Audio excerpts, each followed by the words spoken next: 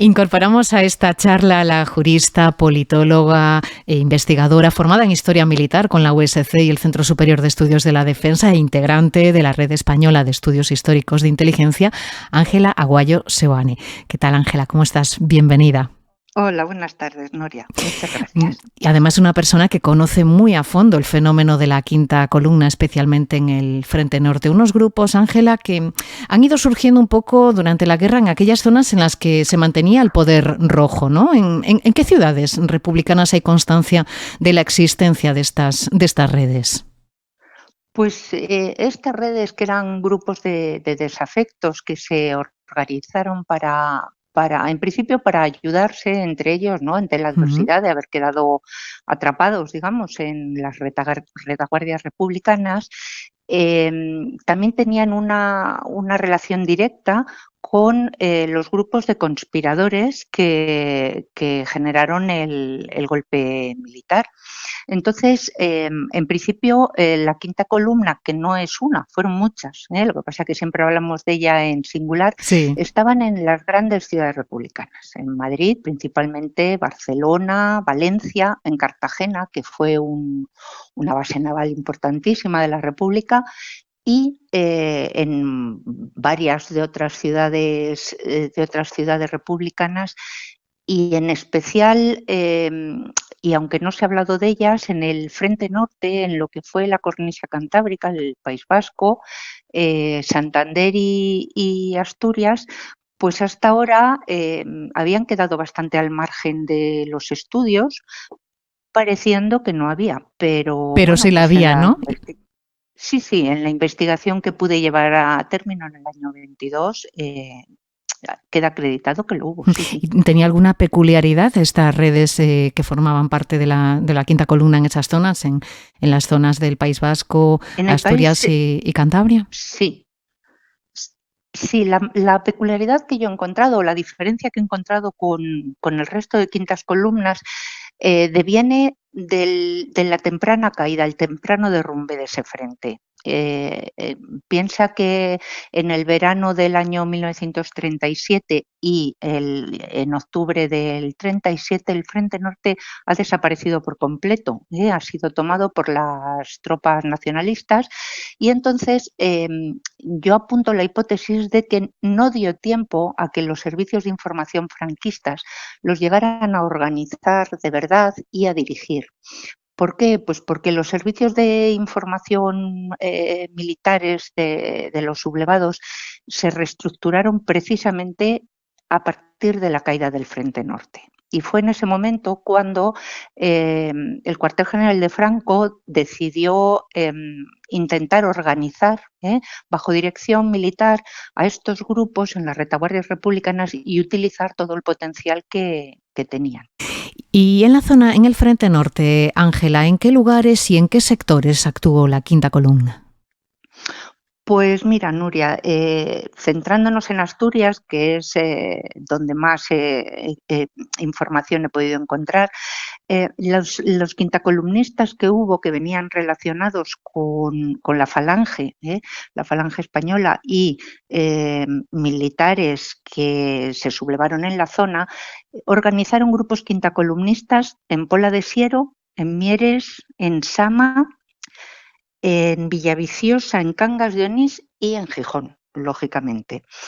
Y los sectores que trabajaron o en los que desempeñaron funciones son exactamente los mismos que los sectores en los que trabajaba la quinta columna del resto de España. Por ejemplo, hubo un socorro blanco, por supuesto. Penetraron la sanidad a través de médicos y practicantes, por ejemplo en el Hospital Duro Felguera, que falsificaban bajas para evitar reclutas al frente, o les falsificaban bajas simple y llanamente para poder transportarlos de un sitio a otro, de un hospital a otro, cuando estaba prohibido moverse entre localidades, ¿no? Uh-huh. También es muy curioso, en Pola de Siero había una casa muy grande de una familia muy poderosa, que eran los Vigil de Escalera. En esa casona, pues el Socorro Blanco escondía a perseguidos y refugiados y en una ocasión llegó a haber más de 20 personas y a pesar de que hubo registros de los republicanos, nunca pudieron descubrir a nadie. En esta misma casona, cuando llegaron las tropas franquistas a Gijón, con una radioemisora se daban órdenes para controlar todos los puntos neurálgicos y facilitar la entrada de las tropas. Y casualmente uno de los miembros de esta familia, una familia extensísima, fue nombrado fiscal de la causa general al finalizar la guerra para el enjuiciamiento de lo que ellos denominaron crímenes marxistas. Y en Gijón, por ejemplo, se penetró la justicia. El juzgado número 2 de Gijón fue un nido de saboteadores. Jueces, auxiliares, secretarios judiciales, alguaciles e incluso algún abogado colaboró con la quinta columna, retrasando causas, perdiendo expedientes. ¿Vale? Imagino que muchos de ellos habrán sido interceptados y también castigados por ello. ¿O tenían mucho éxito en sus operaciones? No les dio mucho tiempo. Piensa que para octubre del 37 ya no había Frente Norte y desde la primavera estaban apuradísimos. O sea que llegó un momento que todo colapsó, incluida la justicia, y aunque intentaban la apertura de causas, bueno, pues es que casi no tenían ni personal para hacerlo, ¿no? Así es que aquello fue un desastre que bueno, al principio sí hubo algunos fusilamientos y detenciones, pero no fue muy efectiva la lucha en el Frente Norte contra la quinta columna porque no llegaron a detectarlos bien. ¿En qué medida fue importante el papel de la quinta columna en la caída del Frente Norte? Pues buena pregunta.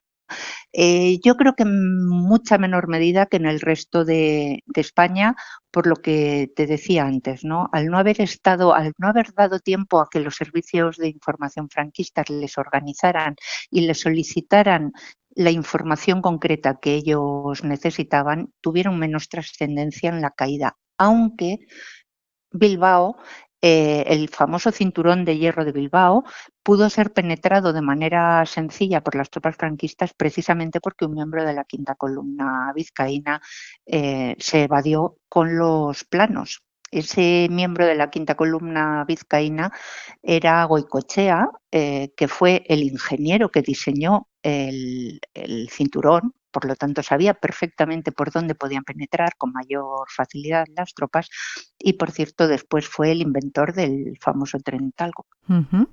Me gustaría saber un poco a qué perfil respondían los integrantes de los quintacolumnistas, vaya, no sé, ¿habría miembros de distinta condición política, económica y social? ¿A qué perfil respondían? Sí. Bueno, la mayoría eran personas acomodadas de clase media o media alta.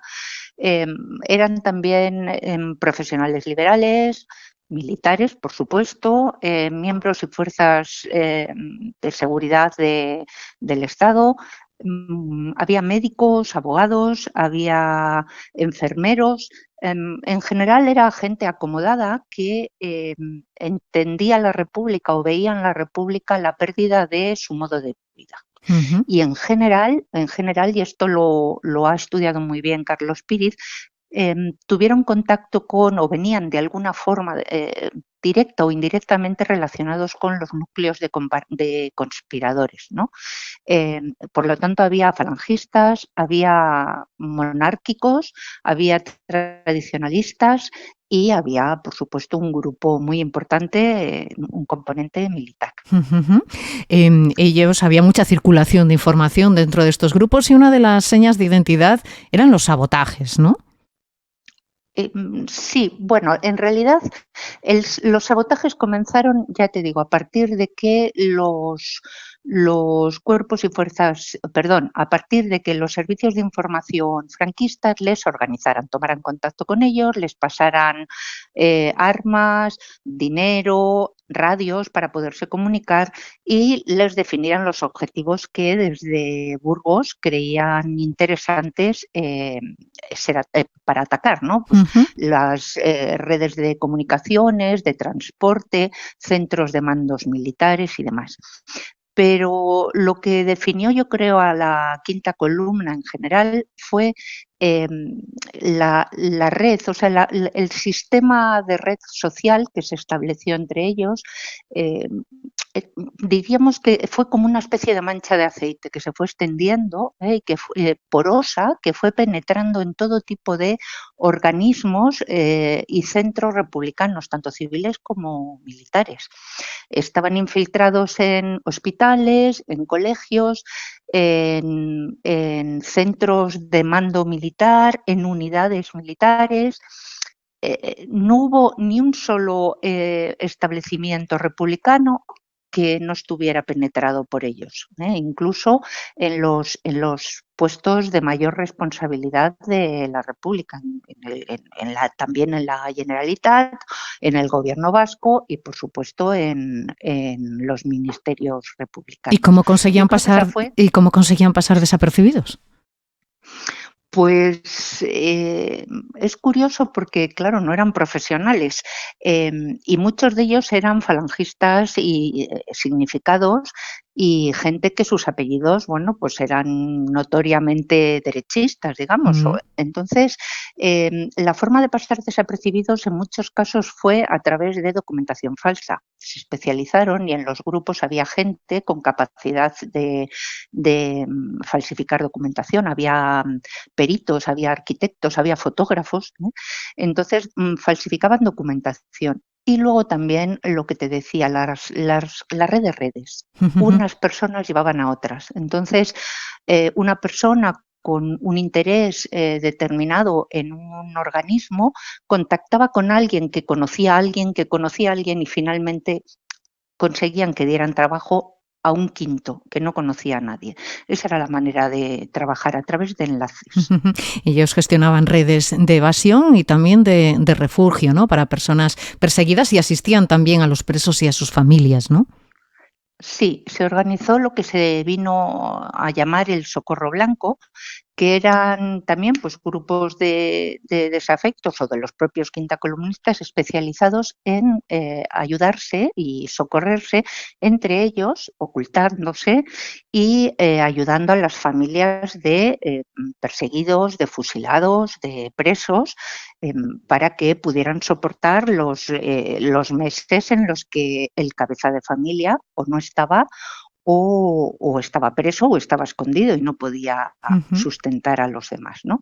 En esto fueron muy importantes las mujeres. Las Las mujeres. mujeres tuvieron un papel, sí, tuvieron un papel determinante en establecer redes de ayuda y redes de evasión a la otra zona. Para hacerlo, bueno, pues organizaban entre ellos mismos, organizaban pues primero documentación falsa y transporte para poder salir de las ciudades hacia aquellas zonas del frente por donde eh, otros militares expertos en topografía sabían que se podía cruzar o intentarlo por lo menos. Y las mujeres generalmente eran enlaces que contactaban a las personas y finalmente les reunían en algún lugar, montaban en los coches y se dirigían hacia el punto de encuentro donde algún guía experto en el terreno conseguía llevarles hacia el otro lado. Y las mujeres regresaban a la ciudad, pues, para continuar con esta tarea. Es curioso porque generalmente lo que se conoce es al líder de esas redes. Pues en Madrid, por ejemplo, fue muy famoso Gustavo Villapalos, que era el padre de quien fuera años después el rector de la Universidad Complutense.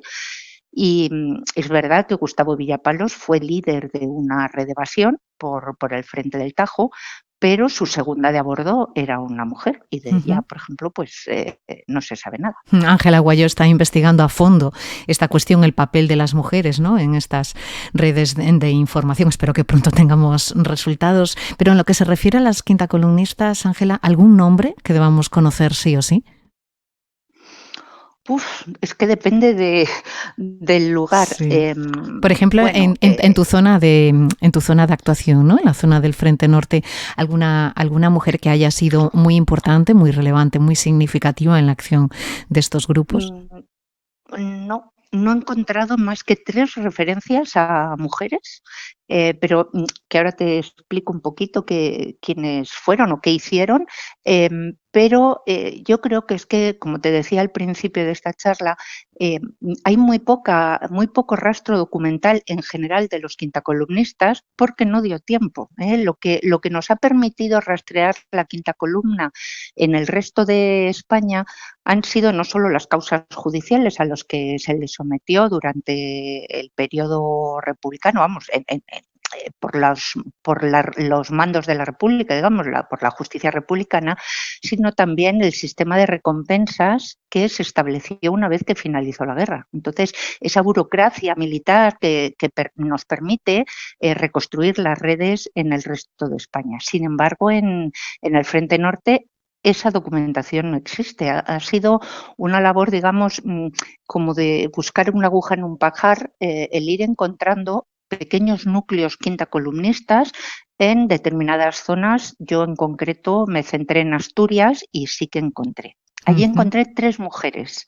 Una se llamaba Petra Labra, fue detenida cuando intentaba ayudar a pasar a la otra zona, a León, a 34 personas. Pero no encuentro de momento más información sobre ella, que también es una característica bastante reiterada en las mujeres. Hemos dejado menos rastro Muy de la historia, escurridizas, ¿no? ¿no? Somos. Sí, bueno, no se nos dio un papel en la historia y el que sí que jugaron, pues no ha sido reconocido, ¿no? Y menos en el papel de espías o de mujeres emboscadas o clandestinas. Bueno, probablemente esa capacidad también de ser invisibles haya hecho que hayan tenido éxito, ¿no? En sus operaciones, ¿no?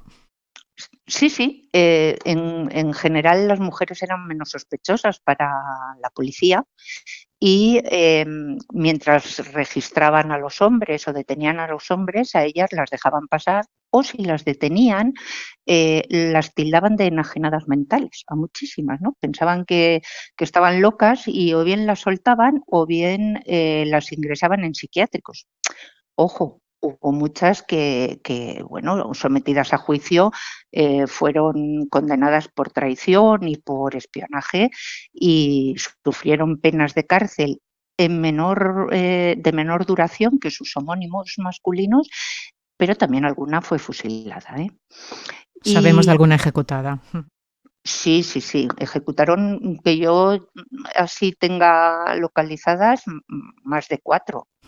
Es verdad que las 4 tuvieron actuaciones muy relevantes que ahora no puedo todavía desvelar, pero que contaremos en el libro que esperemos que para Más finales de adelante. año Mm, salga. mm, Y también he encontrado en el norte una mujer que trabajó directamente para los servicios de información en el interior de Oviedo, mm. que venía definida como GM1. Era una mujer que cruzaba las líneas y iba a Gijón, pero tampoco tenemos su identidad, ¿vale? Y otra que se llamaba Pacita y que también cruzó las líneas del frente un par de veces con información militar sobre asesores rusos, pero ya no regresó a Gijón. Sin embargo, en las otras zonas republicanas donde el conocimiento de la quinta columna es mucho más profunda, bueno, pues ahí ya sí que hay un montón de información sobre cómo funcionaban en general todos los grupos y también las mujeres en particular.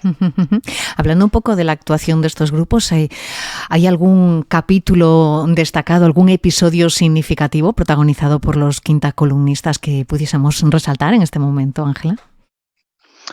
Pues es que hay tantísimos que no sabría decirte. Puedo contarte, por ejemplo, por hacerlo diferente a lo que ya Sí. consta en varios manuales, que en Valencia la quinta columna quedó agazapada, digamos, o con poca actividad hasta mitad del año 37, precisamente cuando consiguió contactar con los servicios de información militares los sublevados, y se centró mucho, no en exclusiva, pero se centró mucho en los institutos de la ciudad y de la provincia. Y estos quintacolumnistas organizaron redes de evasión también y se pusieron a disposición de los mandos militares para cuando las tropas llegaran a la ciudad dedicarse a mantener el orden y a colaborar con esa llegada, digamos, a facilitarles la entrada en la ciudad, que fue uno de los objetivos de muchas organizaciones quintacolumnistas. ¿Por qué? Pues porque habían sido, lo que decíamos al principio, personas de clase media, de la burguesía local, que conocían la mayoría de los centros de poder, digamos, de las ciudades, y tenían contactos en todas partes. Por lo tanto, cuando las tropas entraban, sabían indicarles dónde había que ir, a qué personas había que detener, y además se convirtieron en los custodios del nuevo orden. ¿Vale? Fueron nombrados alcaldes, concejales, jueces, directores de hospitales, y en Madrid pues ocuparon ministerios, ocuparon parte de la nueva policía política franquista, etcétera. Es decir, que la quinta columna, como te decía, era como una mancha de aceite que se extendió desde antes de que comenzara la guerra hasta mucho tiempo después de que acabara. Hay una continuidad clarísima entre la conspiración, los servicios de información, la quinta columna y la represión posterior de la posguerra. Ellos fueron premiados al acabar la guerra con esos puestos predominantes. ¿Y ellas? ¿Qué fue de ellas una vez terminada la guerra y deshechos estos grupos? Pues las mujeres que habían pertenecido a quintas columnas compuestas o dirigidas por falangistas, fueron condecoradas por la propia sección femenina de la Falange a propuesta de su junta directiva, su junta de recompensas, siempre y cuando pudieran acreditar los servicios que habían prestado en la retaguardia a favor de los servicios de información.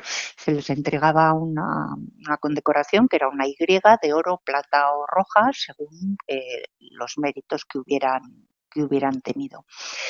Y las que llegaron a estar al servicio de los propios servicios de información militar, que las hubo, se convirtieron en agentes de información en campo rojo, se llamaban así, que acreditaban más de 9 meses de servicio, fueron recompensadas con medallas militares. Lo que pasa que fue, tanto en un caso como en otro, algo privado y sin ninguna otra repercusión posterior en la vida pública. Pues Ángela Aguayo, muchas gracias por acercarnos a la realidad de los quintacolumnistas y las quintacolumnistas. Esperamos ansiosos el resultado de tus investigaciones para dentro de unos meses. Muchísimas gracias por pasarte por aquí. Un saludo.